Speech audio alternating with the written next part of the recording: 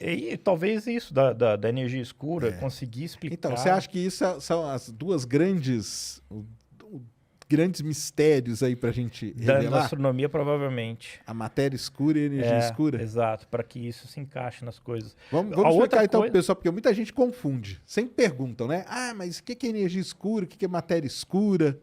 Vamos explicar pro pessoal então. A matéria escura, vou começar pela matéria escura.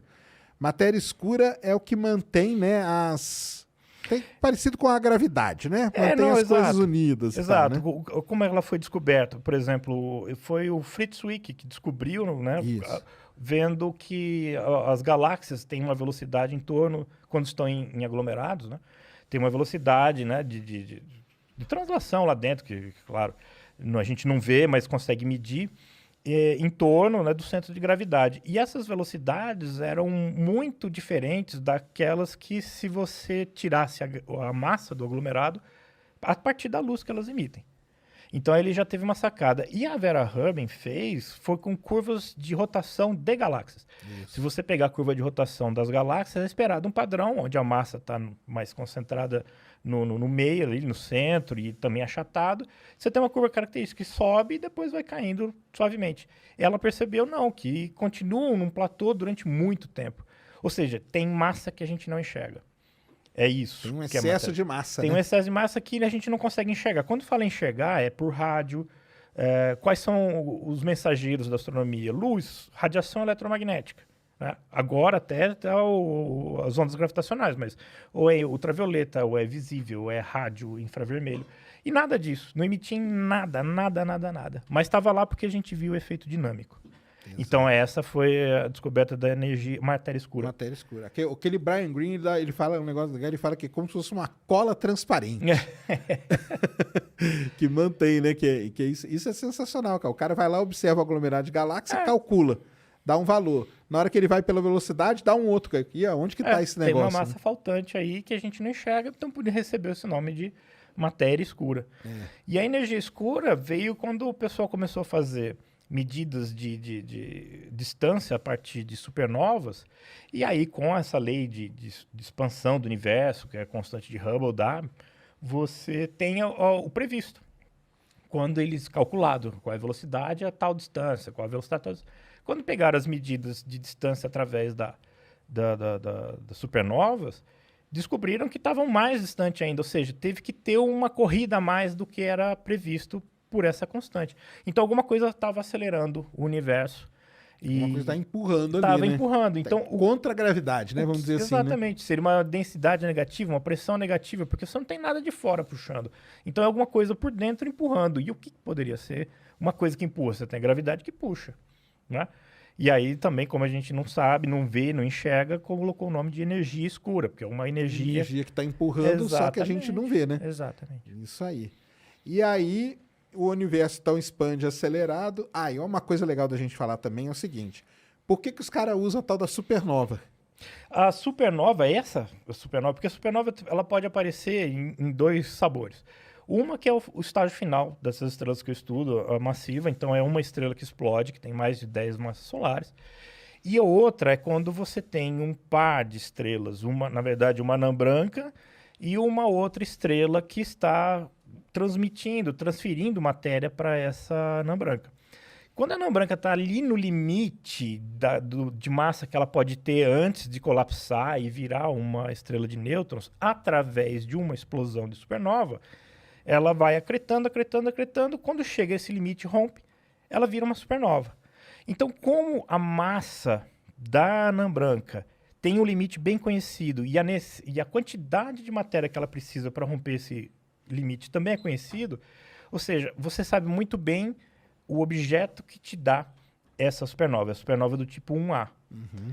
Então você conhece qual é a curva de luz esperada, como é que ela aparece, como é que ela desaparece. Então é o que a gente chama de vela padrão na astronomia. Então você tem um evento que é padronizado, que você conhece extremamente bem. Então qualquer lugar que você observa do universo, você consegue usar aquilo. Bom, o esperado se tivesse uma distância de 10 quilômetros, né, 10 mil anos-luz, você observaria desse jeito. Agora, se você está observando a 1 milhão de anos-luz, você observaria daquele jeito.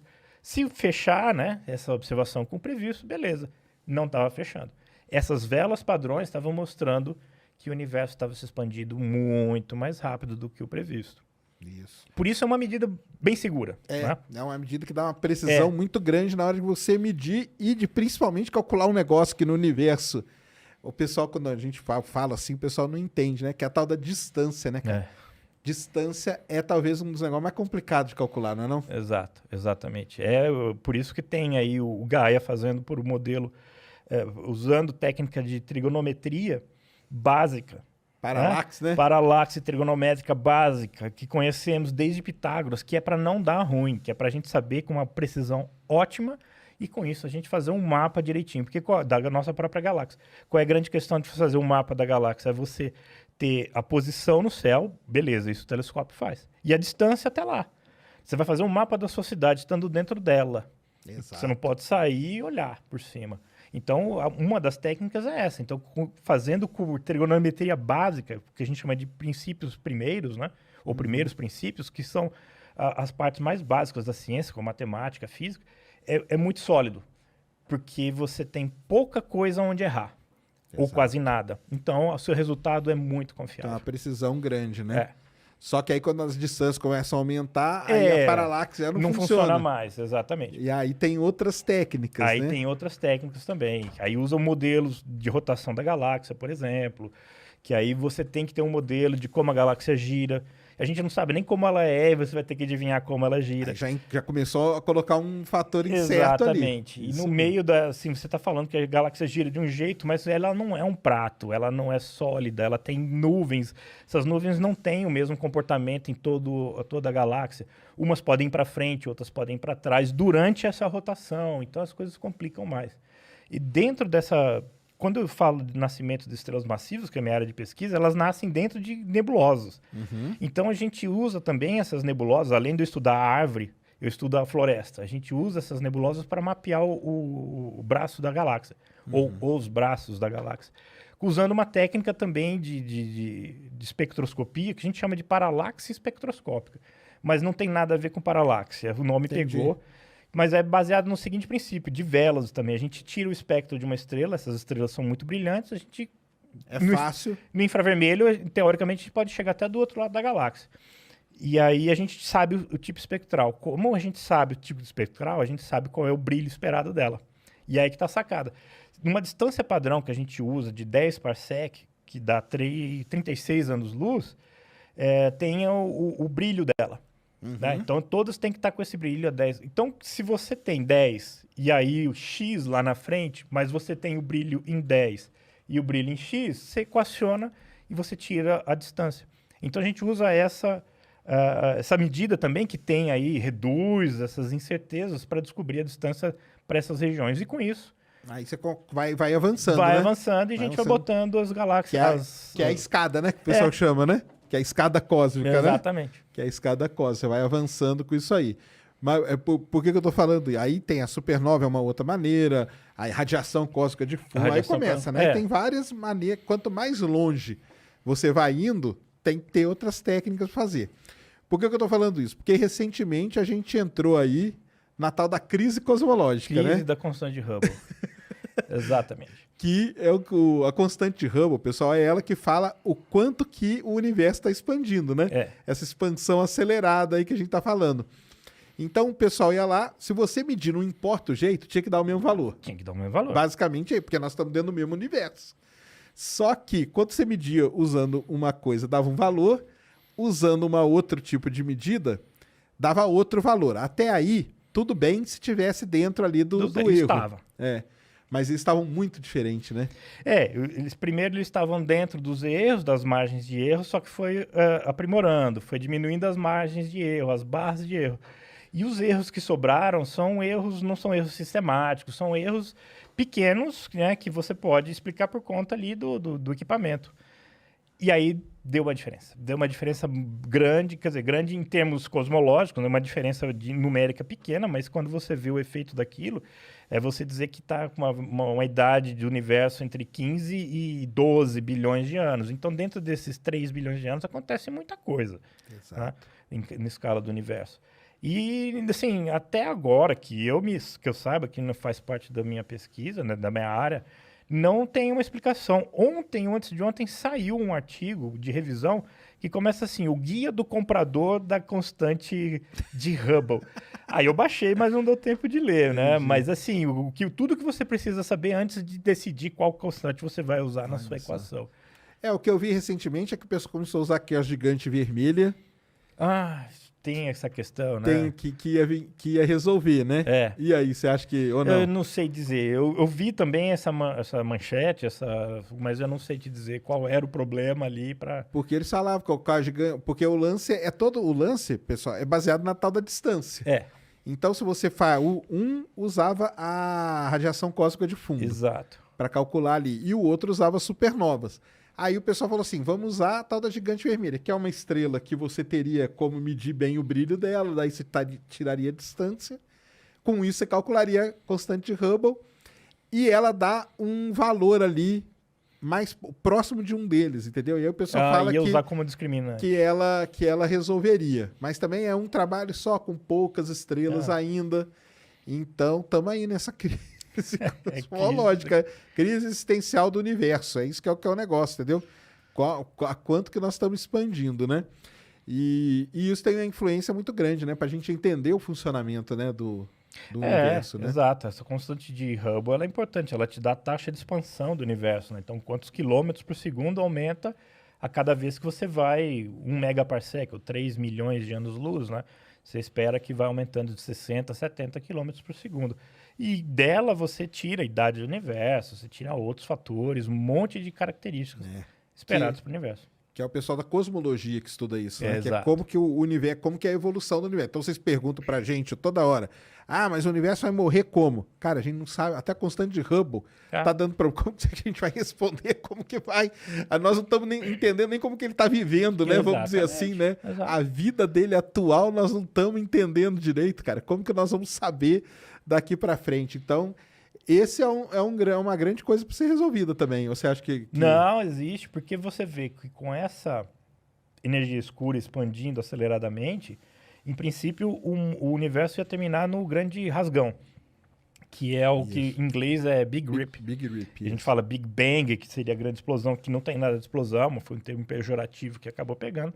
E o Big Rip é o grande rasgão, porque vai expandindo aceleradamente, chega a um ponto que a gravidade não vai conseguir segurar.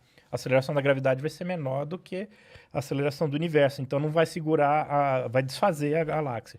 E aí aumenta a velocidade, vai desfazer os sistemas solares, vai desfazer as estrelas. É o balão rasgando, né? Exatamente. E numa escala, acho que de 3 trilhões de anos, não vai ter nem forças quânticas que segurem o átomo. Entendi. E aí ele se evapora e acabou o universo.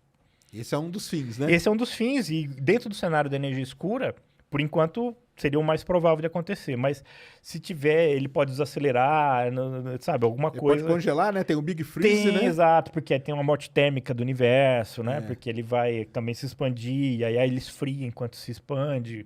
Aí tem o Big Crunch, que ele pode, né? Se Aí contrair, se né? conseguir, se a massa for suficiente para frear... E ele começar a voltar, E né? voltar. Aí ele vai voltar e se compactar. É o Big Crunch. É isso aí. Eu até comecei a ler um livro do Penrose, cara, que é o Universo Cíclicos, né? Que ele chama.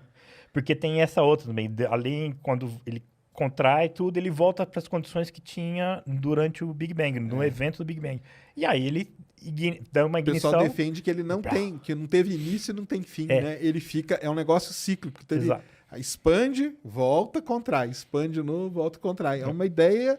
Bem interessante, né? Eu acho que o Mário Novelo, aquele cosmólogo brasileiro, ele defende também, ou ele já escreveu a respeito, pelo menos. Eu acho que ele que escreveu isso aí também. É um negócio bem interessante. E aí eles tentam na radiação cósmica de fundo encontrar ali, né?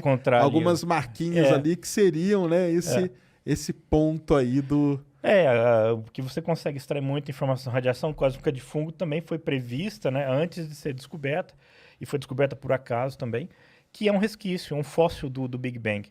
Ele era muito quente, só que ele foi esfriando com o tempo, enquanto foi expandindo, e ele é uma marca de como era o universo quando ele tinha 600 mil anos, né?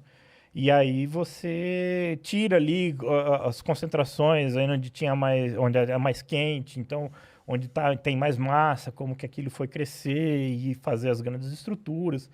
E dali deve ter essas informações, inclusive de como se opera, né? Ou como se operou a energia escura, a matéria escura dentro desse cenário.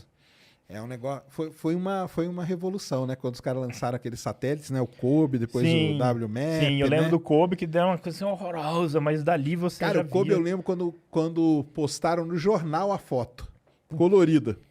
Porque foi numa época que tava começando a postar foto colorida no jornal. Aproveitaram, porque é uma foto bem É um chamativa. negócio assim, é impactante, porque o negócio era o seguinte, a foto do... Eu lembro direitinho, cara, era a foto do Big Bang. Eles escreveram como manchete. Legal. Porque, tipo, era a imagem mais próxima que a gente tinha do início do universo, né?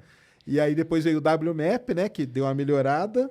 E aí o Planck, que é o que tem é a melhor de melhor resolução até agora, né? Exatamente. E o pessoal faz muita coisa em cima da...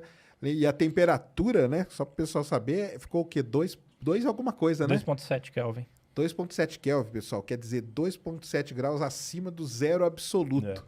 Que é frio pra caramba. É frio pra caramba. E é em cima desse resquíciozinho aí que o pessoal tenta tirar essas conclusões, né? Não, é um negócio assim, cara. É sensacional. Você gosta da área da cosmologia? Eu gosto de ler, acompanhar as coisas, mas entrar nas contas não é pra mim, não. Nas contas é pesada, né? Pesado. É pesado demais isso, cara. É muito pesado mesmo. Astrofísica vai mais tranquilo? Vai, pra mim vai. Pelo menos, e principalmente a estelar, né? Que já é complicada por si só, porque você tem que ver plasma turbulento dentro das estrelas, tudo estratificado, com camadas diferentes. A coisa é complicado também. Tudo tem a sua complicação, né? Exato, claro. E aí a gente tava falando ali do mensageiro da astronomia, que é a luz, né? E aí veio a onda gravitacional, aí o pessoal chama hoje de astrofísica multimensageira, né? Porque você tem o espectro eletromagnético, vai ter o gravitacional e os neutrinos, né? Que ainda está um pouco no começo, né? Aí você acha que a resposta para energia escura, matéria escura, vai estar nisso aí? Você acha que a onda gravitacional, tipo, ela pode ajudar de alguma maneira, dar alguma pista, alguma coisa? Eu me lembro de ter conversado com o Odílio, né, que é do INPE, que comanda a participação brasileira. Ele falou alguma coisa em termos de polarização da onda gravitacional, te dá informações dali do âmago do Big Bang a respeito disso. E ele que faria transmitiria essa informação, mas eu não sei entrar em detalhes além do que ele me falou. Não, mas então, assim, uma opinião sua, assim. Sim, aí acho que sim, porque Você acha que os caras, quando eles começarem a integrar direitinho ali, matar tudo... Sim. O que eu vi também é a respeito de neutrinos primordiais, os neutrinos que foram emitidos ali logo poucos segundos depois do Big Bang, também trazem informações importantes. Então, é aprimorar todos esses experimentos e fazer, porque por enquanto a gente detecta o sinal, né, das ondas gravitacionais. A gente mal consegue dizer de onde vem, né, porque tem uma margem de erro bem grande. Quando isso começar a se transformar em imagens, por exemplo, como foi com o raio-x, que demorou muito tempo para conseguir fazer isso, a gente vai ter um universo completamente novo para a gente ver. E vai saber o que vai sair dele. Bem, eu na minha aposta de leigo, eu acho que a resposta está aí. Quando os caras começarem a saber como integrar tudo isso direitinho, eu acho que ali pode começar a surgir as pistas aí para explicar o que é a matéria escura, a energia escura. Porque o pessoal entender, né, assim, a gente sabe que está ali, mas a gente não sabe explicar, né? Nem a origem dela, a matéria escura, se ela tem partícula ou não, né? Exato. Nada disso a gente sabe que existe, mas fica nessa, né? E sabe qual é o efeito que ela causa, mas como apareceu, como entrou, a gente não sabe dizer. Não sabe dizer. Isso aí que é um negócio, é muito interessante isso aí. Então, pessoal, se acalme aí, porque o pessoal, mas como que o universo vai acabar? Vai acabar tudo uma vez? Cara, nós estamos tentando entender como a gente está vivendo ainda. Para poder uma hora ver, né?